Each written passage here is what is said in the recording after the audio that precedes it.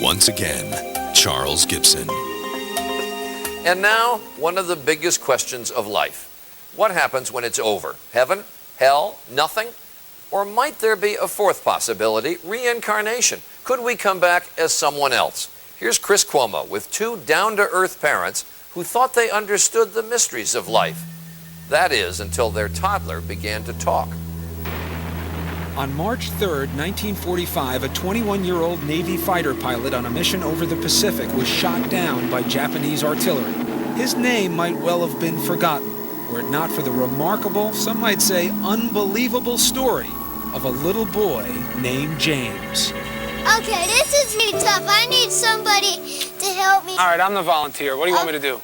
Okay, I'm just gonna climb this thing and you have to hold me in case I fall. Done.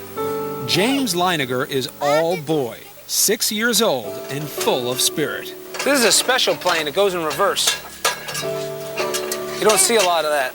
James knows a lot about planes, especially war planes. What kind of airplane is that? The Corsair. His parents, Andrea and Bruce Leininger, say from an early age, James would play with nothing else. He was obsessed with airplanes. If you look around the house, that's all you'll see. Airplanes, helicopters, aircraft carriers. But then, when he was 2, the planes James loved suddenly began to give him frequent and frightening nightmares. I'd wake him up and he'd be screaming and he'd always be laying on his back, kicking his feet up at the ceiling. And I'd say, "Baby, what were you dreaming about?" And he'd say, "Airplane crash on fire, little man can't get out." They sound like typical kiddie nightmares, but Andrea says they went on the same way for months. Maybe too much TV. But James was just 2, and his parents say only watching Barney and Teletubbies. Teletubbies! And Andrea and Bruce say they weren't watching World War II documentaries or conversing about military history. This is an F-18? No, that one. So what explains the nightmares and James's strange obsession with airplanes? I talked to my mom about it a lot of times. My mom had said maybe he's remembering a past life. What did you say? Politely, baloney. Andrea and Bruce of Lafayette, Louisiana are a highly educated, modern couple. To them, the possibility that their little son James was manifesting signs of a former life was, well, a little out there. You know, having a past life is not the initial conclusion that you come to. You try and figure out any other way he could have. Did he see anything? Has there ever been anything on television, anything that we've discussed? But as time went by, Andrea didn't know what to believe. Here's James at age 3, going over a plane as if he's doing a pre-flight check. He would continue to say and do things that were puzzling, like the time his mom bought him a toy airplane. And I said, "Oh, look, there's a bomb on the bottom of it." He said, "That's not a bomb, Mama, that's a drop tank." A drop tank? I'd never heard of a drop tank. I didn't know what a drop tank was. Andrea's mother suggested she look into the work of counselor and therapist Carol Bowman. Bowman has written 2 books, both supporting the proposition that sometimes the dead can be reborn. We are taught from a very early age in this culture, in the Judeo-Christian culture, that reincarnation doesn't exist. Once you observe this in a child, and the evidence is very compelling, you have to open up to another explanation for what is going on. Bruce was deeply skeptical. He said there has to be a logical explanation. I don't believe in past lives. I don't believe in this stuff. But with the violent nightmares recurring 3 and 4 times a week, the Leiningers felt they had to do something. So with guidance from Bowman, they cautiously began to encourage James to share his memories. They say the result was startling. The nightmares immediately started reducing in frequency. He went down from 3 or 4 times a week to maybe 1 a week, 1 every other week. And at that point was when he started to articulate more about these past life memories. Seems normal enough, a little boy improving when his troubles are directly addressed. But Bowman says this is more, that James was forthcoming because this is the age when former lives are most easily recalled. They haven't had the cultural conditioning, the layering over of experience in this life, so that the memories can percolate up more easily.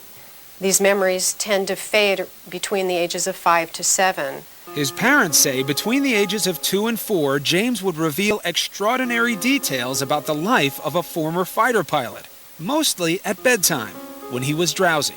Bruce said, "What happened to your plane?" He said, "It crashed on fire." And Bruce said, "Why did your airplane crash?" And he said, "It got shot." And Bruce said, "Well, who shot your plane?" And I'll never forget the look on his face. He went, "Oh, the Japanese." Still, despite these extraordinary stories, Bruce remained dubious. Almost to prove they couldn't be true, he began to piece together the details James was sharing. And what he found, he says, shook him to the core. For in many instances, the stories appeared to match the facts. James seemed to be recalling real events, real people, in the life of a man who'd been dead for almost 60 years. Coming up, a toddler, just 3 years old. So how does he know the pilots from a World War II squadron? It was like, holy mackerel. You could have poured my brains out of my ears. I just couldn't believe it. When Primetime continues. With each passing month, little James Leininger seemed to be peeling back memories of a past life. Ooh, plane. Vivid memories that scared and astonished his parents. Bruce had always said, "What kind of plane did you fly?" And he said, "A Corsair." Yeah. He said a Corsair? He said the word Corsair. Not only did James remember flying a Corsair, he demonstrated knowledge of the plane's peculiarities, like the time he was flipping through a book about planes when he was 4. And he got to the Corsair and he said, "That's a Corsair." And he goes, "You know what? They used to get flat tires all the time." In fact, historians and pilots agree that the plane's tires took a lot of punishment on landing. Of course, this is a fact that could easily be found in books or on TV. But then, James began to offer up the kinds of specific details his parents say are harder to explain away. Another night, Bruce had come in and he said, "Do you remember where your plane took off?" And he said, "It took off of a boat." "Do you remember the name of your boat?" "Natoma."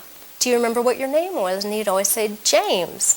But his name is James. It never really occurred to us. We thought he just wasn't understanding the question. So I said, "Do you remember any friends or anyone else that you flew with?" And he said, Jack Larson. Bruce began doing some research. Almost immediately, he discovered that the Natoma was an actual ship, a small aircraft carrier in the Pacific called the Natoma Bay. And Jack Larson, the Navy buddy little James recalled? Well, it turns out there was a pilot named Jack Larson who served aboard the Natoma Bay. In fact, he's alive and well and living in Arkansas. And it was like, holy mackerel. I mean, really, you could have poured my brains out of my ears. And I just couldn't believe it. And there were more clues. Around this time, James began signing crayon drawings and other artwork, James 3. One day I asked him why he's calling himself James 3. Well, it's because I'm the third James. And every once in a while you ask him that today, and he'll still say the same thing. And one day, while leafing through a new book about the Battle of Iwo Jima, Bruce turned to an aerial photo of the Pacific Island. James was seated nearby. He pointed to it and he goes, "Daddy, that's where my airplane was shot down." And I said, "What?" "That's my airplane got shot down there, Daddy." And I just went blank. I couldn't say anything. By then, Bruce had become a man possessed, searching the internet, combing through military records, and interviewing men who served aboard the Natoma Bay. Finally, a breakthrough. He learned that there was just one pilot from the squadron killed at Iwo Jima. That pilot, James M. Houston Jr. Is this why little James was calling himself James 3? It just crystallized in my mind. This has to be who we're talking about. You know, my meter of skepticism was starting to go over toward belief. When little James would describe being shot down, he told of how his plane had sustained a direct hit on the engine. We had an airplane, and I said, "Well, can you show me where it was?" And he pointed right up to the front of the engine. That's what makes this man's story so intriguing. His name is Ralph Klarber. Klarber was a rear gunner on a TBM Avenger that flew off the Natoma Bay. On March 3rd, 1945, he took part in a raid near Iwo Jima. As it happens, Clarber's plane was right next to the one flown by James M. Houston, Jr. It was to be Hugh's last mission before leaving for home the following day. As Clarber recalls, the sky was thick with enemy flak. We experienced pretty heavy anti-aircraft fire, but this was the most intense that I experienced at any time. Suddenly, a flash near the nose of Houston's plane. I saw the hit. I would say he was hit head-on, yeah, right on the middle of the engine. Just as little James had described it. So what do you believe now about your son James? I believe that he had a past life. I believe that in his past life he was James M. Houston, Jr. And he came back because he wasn't finished with something. And that's essentially what I believe. Dear Bruce and Andrea. And he's not the only one. This past October, the Leiningers received a letter from a woman named Ann Barron, the sister of pilot James Houston. Andrea and Bruce had contacted her about their little boy. Barron heard about what young James was saying, and she believes. All of this is still overwhelming. I can only imagine how it has affected you, but I believe, with my love to you, Anne. The child was so convincing and coming up with all these things that there's no way in the world he could know, unless there is a spiritual thing. I think that the parents are self-deceived, that they're fascinated by the mysterious, and they've built up a fairy tale. Professor Paul Kurtz of the University of Buffalo heads an organization that investigates claims of the paranormal. He's overhearing conversations of his parents. He's looking at cues. He may talk to his little friends or hear from neighbors. And then this conviction that builds up that, yes, he was this pilot, and yes, he will come to believe that himself. Do you ever rack your brain and say, gee, I hope I didn't say anything or do anything that put this in James' head? Do you ever question yourself still or no? No, because we're talking to a 2-year-old. You know, I mean, what am I going to do? Sit him in a corner and say, listen, now we're going to concoct this elaborate scheme, and you're going to imagine that you went through those things. I knew what he watched on television. I knew what stories I read to him. I'm a protective, first-time Southern mother. There was no other place he could have been getting this information. Assuming the Leiningers are acting in good faith, what we have here is a classic conflict of faith versus science. Hard facts against beliefs that often can't be easily explained. There's no doubt where Paul Kurtz stands. People have a right to believe, surely in America, there's freedom of conscience. On the other hand, do you want to believe in something that is false? So how do you rationalize a belief in anything bigger than ourselves if you have to fall back on science all the time? Not simply science, on the facts, on common sense. Once upon a time, the Leiningers might have agreed, but that was before the amazing stories told by their young son forced them to consider the possibilities and to examine their faith. Whether you believe in reincarnation or not, it's about the eternal life of the human spirit. That's right. And that's something God promises to us. There is something else out there after this. It's not over when you die. James's vivid recollections are starting to fade as he gets older, but among his prized possessions are 2 gifts sent to him by pilot James Houston's sister: a bust of George Washington and a model of a Corsair aircraft. They were among the personal effects of James Houston, sent home after the war. Do you feel differently about James? Has this changed your relationship with him? No. We have always felt that he's a special little boy because he's our son. He appears to have experienced something that I don't think is unique, but the way it's been revealed is quite astounding. It doesn't change how we think. I don't look at him and say, that's not my son, that's someone else. That's my boy. Good one!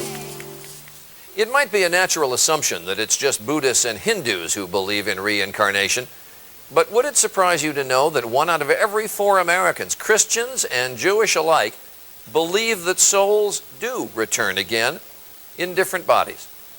We'll be right back.